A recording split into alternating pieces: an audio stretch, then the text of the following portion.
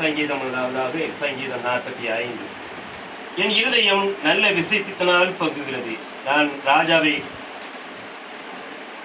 ராஜாவை குறித்து பாடின கவியை சொல்லுகிறேன். என் நாவு விரைவாய் எழுதுகிறவனுடைய எழுத்தாணி, எல்லாம் அனுபவத்துறையினும் நீர் மகா சௌந்தரியம் உள்ளவர், உம்முடைய உதடுகளில் அருள் பொழிகிறது. ஆகையால் தேவன் உம்மை என்றென்றைக்கும் ஆசீர்வதிக்கிறார்.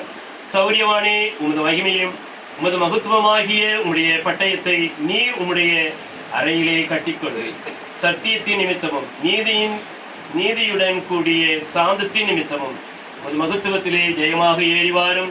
உமது வலதுகரம் பயங்கரமானவைகளை உமக்கு விளங்க பண்ணும். உம்முடைய அம்புகள் கூர்மையானவைகள், அவைகள் ராஜாவினுடைய சத்துருக்களின் இருதயத்திற்குள் பாயும்.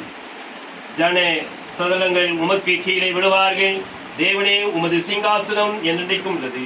உமது ராஜ்யத்தின் செங்கோல் நீதியுள்ள செங்கோலாய் இருக்கிறது. நீதியை விரும்பி அக்கிரமத்தை வெறுக்கிறேன். ஆதலால் தேவனே, உம்முடைய தேவன் உமது தோழரை பார்க்கிலும் உம்மை ஆனந்த தைலத்தினால் அபிஷேகம் பண்ணினார்.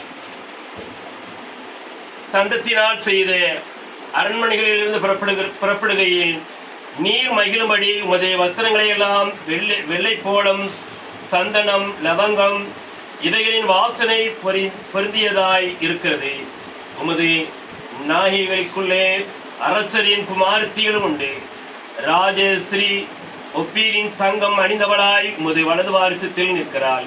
குமாரத்தியை கேள், நீ உன் செவியை சாய்த்து சிந்தித்துக்கொள். உன் ஜனத்தையும் உன் தகப்பன் வீட்டையும் மறந்துவிடு. அப்பொழுது ராஜா உன் அழகில் பிரியப்படுவார். அவர் உன் ஆண்டவர் ஆகையால் அவரை பணிந்துகொள். தீரு குமாரத்தி காணிக்கை கொண்டு வருவாள். ஜனங்களில் ஐஸ்வர்யவான்களும் உன் தயவை நாடி வணங்குவார்கள். ராஜகுமாரத்தி உள்ளாகு பூரண மகிமை உள்ளவள். அவள் உடை பொற்சர்கையாய் இருக்கிறது.